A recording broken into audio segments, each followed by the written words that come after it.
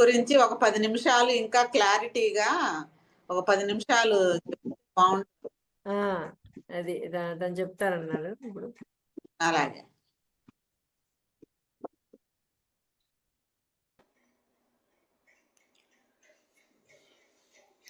అందరికీ ఆత్మ ప్రణామాలు. ఆగస్టు 21వ తారీఖున భూమి ఫ్రీక్వెన్సీ మారుతుంది, అంటే డైమెన్షన్ మారుతుంది. సో భూమి ప్రెజెంట్ 3rd డైమెన్షన్లో ఉంది. సో ఈ డైమెన్షన్ మార్చడం కోసం కాంతి జీవులందరూ కూడా ప్రయత్నిస్తున్నారు. గత కొన్ని వేల సంవత్సరాల నుంచి ప్రయత్నం జరుగుతుంది. ఈ భూమి యొక్క ఫ్రీక్వెన్సీ మార్చడం కోసం కొన్ని వేల సంవత్సరాల నుంచి ఈ ప్రయత్నాలు జరుగుతున్నాయి. సో ఇప్పుడు కాంతి శక్తులు ఉన్నట్లుగానే చీకటి శక్తులు కూడా ఉంటాయి కదా. సో ఎప్పటికప్పుడు వాళ్ళు అడ్డుపడటం, సో ఇట్లా జరుగుతూ వస్తుందన్నమాట. కానీ గత 2012 నుంచి పరిస్థితుల్లో చాలా చాలా మార్పులు చాలా వేగంగా జరుగుతున్నాయి.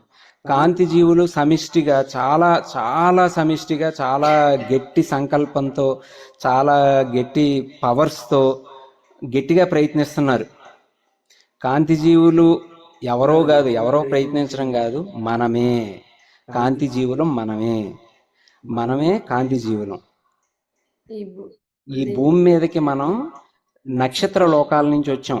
మనం ఎవరు అంటే భూగ్రహ వాసులం కాదు, నక్షత్ర లోక వాసులం. భూగ్రహం మీద జన్మ తీసుకున్నాం టెంపరీగా.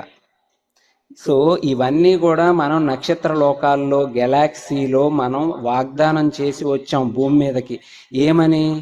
ఈ భూగ్రహం డైమెన్షన్ ఫ్రీక్వెన్సీ మారుస్తాము, సమిష్టిగా కృషి చేసి ఈ భూమిని ఇంకో లెవెల్కి తీసుకెళ్తాము అనే ప్రామిస్ చేసి వచ్చిన వాళ్ళం మనం అందరం ఇక్కడికి. అందుకే మనందరినీ కూడా లైట్ వర్కర్స్ అంటారు.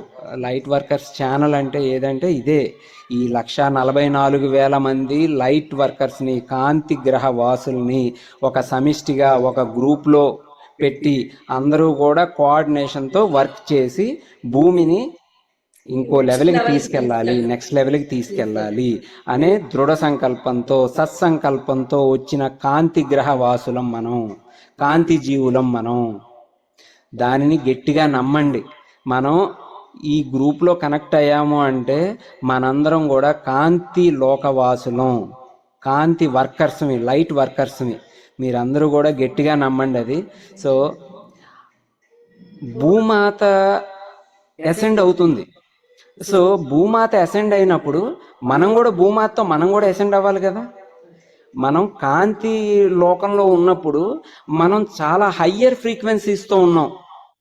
అంటే ఫ్రీక్వెన్సీ అంటే ఇక్కడ ఏంటంటే మనం ఏదైనా కూడా సృష్టించుకోగలం. ఏది అనుకుంటే అది సృష్టించుకోవాలి. మనం సినిమాల్లో చూస్తూ ఉంటాం కదా, దేవతలు ఏది అనుకుంటే అది సృష్టి జరుగుతుంది. ఎలా జరుగుతుంది? మరి వాళ్ళ ఫ్రీక్వెన్సీలో వాళ్ళు ఉన్నారు. మనం కూడా అదే ఫ్రీక్వెన్సీ నుంచి ఆ ఫ్రీక్వెన్సీని తగ్గించుకొని భూమి మీదకి వచ్చిన వాళ్ళం. 7 తలాల నుంచి 7వ తలం నుంచి 3వ తలం దాకా తగ్గించుకొని వచ్చిన వాళ్ళం మనం. దాదాపు 4 లెవెల్స్ తగ్గించుకొని 3వ లెవెల్కి వచ్చాం మనం. ఎందుకు వచ్చాము? భూమాతని ఆ ఫ్రీక్వెన్సీకి తీసుకెళ్ళాలి అనే ఉద్దేశంతో ఇక్కడికి వచ్చాం మనం. సో మన అసలు ఫ్రీక్వెన్సీ ఏంటంటే 7వ తలం ఫ్రీక్వెన్సీ. కానీ మనం భూమి మీదకి వచ్చాం, ఎందుకు? భూమాతను కూడా తీసుకెళ్ళాలి ఆ ఫ్రీక్వెన్సీకి అనే ఉద్దేశంతో మనం ఇక్కడికి వచ్చిన వాళ్ళం. కాబట్టి మనని మనం ఎప్పుడూ కూడా తక్కువ చేసుకోకూడదు. అది గుర్తుపెట్టుకోండి. మనని మనం ఎప్పుడూ కూడా తక్కువ చేసుకోకూడదు. మనం అపరాధ భావనలు ఉండకూడదు. మనం సాక్షాత్తు నడిచే దైవానం. స్టార్టింగ్లో విన్నప్పుడు నాకు అర్థమయ్యేది కాదు. ఇదేంటి మనం దైవాలం అంటారు, నక్షత్ర లోకవాసులు అంటారు, ఇవన్నీ నేను కూడా అనుకునేవాడిని. కానీ రాను చాలా క్లారిటీ వస్తుంది. మన ఫ్రీక్వెన్సీస్ని ఎందుకు తగ్గించుకొని వచ్చాము అనే క్వశ్చన్ వచ్చేది నాకు. మనం అక్కడ ఉంటే అక్కడే ఉండొచ్చు కదా, ఎందుకు వచ్చాము ఇక్కడికి అని చెప్పేసి క్వశ్చన్లు వచ్చాయి నాకు. సో ఇప్పుడు ఆ, ఇవన్నీ ఎందుకు పడాలి?